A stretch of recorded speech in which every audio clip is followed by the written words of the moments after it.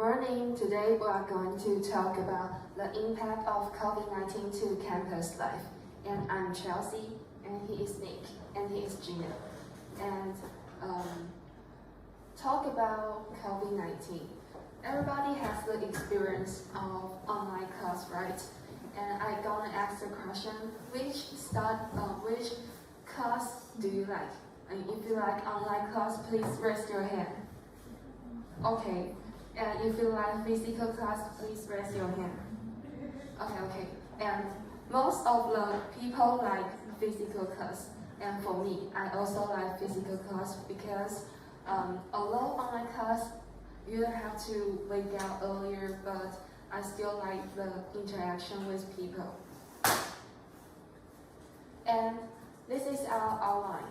And I will start with the introduction, and Gina will talk about influence and changes and analysis.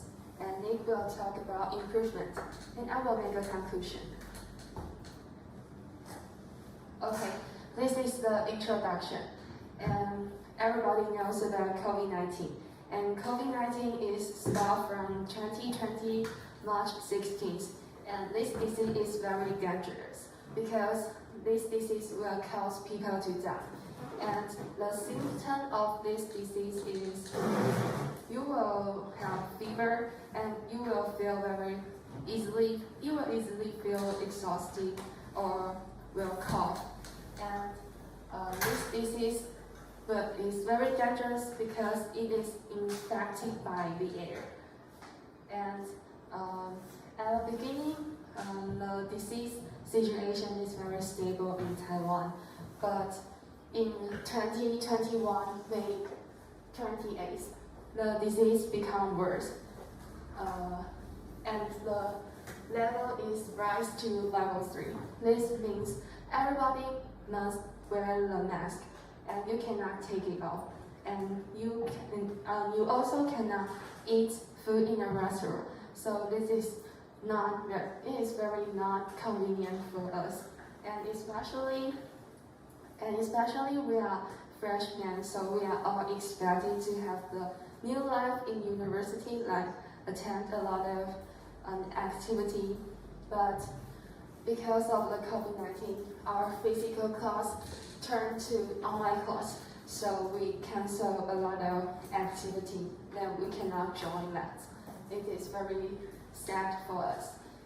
And because of the alert turned to level 3, and the government implementing some protection, such as we have to wear masks and we have to get vaccination. So in 2021, July 27th, because we are do good protection, so our level is lower to level 2. But we still have to wear masks. Hi, I'm Gino, and today I'm talking about influence and changes. Now, I'm take some examples for us. And the first one is because we are freshmen, right? And for us, I think the biggest regret is that we don't have the graduation ceremony. And now we come into the Yangtze University in the first year. We have already canceled lots of activities because we have not crowded in the school. And next one is, although now we has decreased into the alert 2, but now we also need to wear the mask in the class. Next one is, fewer people cannot take the public transportation for now because the pandemic was broke out again in Taoyuan. So now Yangtze University has already banned the bus to school. Because it means that school cannot drive into the school. Next one is the opportunities of overseas study has already decreased or cancelled. As you know, that Yangtze is a global university, so lots of students come to Yangtze because of its chance that we can go to the overseas study or overseas working, but because of the pandemic, so that this chance is already cancelled. I think that is a very, very big bad news. And the next one I think that is a kind of advantage is the chain of information and are spreading because we need to use the computer or lots of 3C device to take this course. So the 3C device and the internet is more spread for the teacher and the students. I think that is a good thing. And next one, I think it's also an advantage is that we can save in time because like Chelsea says that we don't have to get up very early, we can kill lots of transportation time.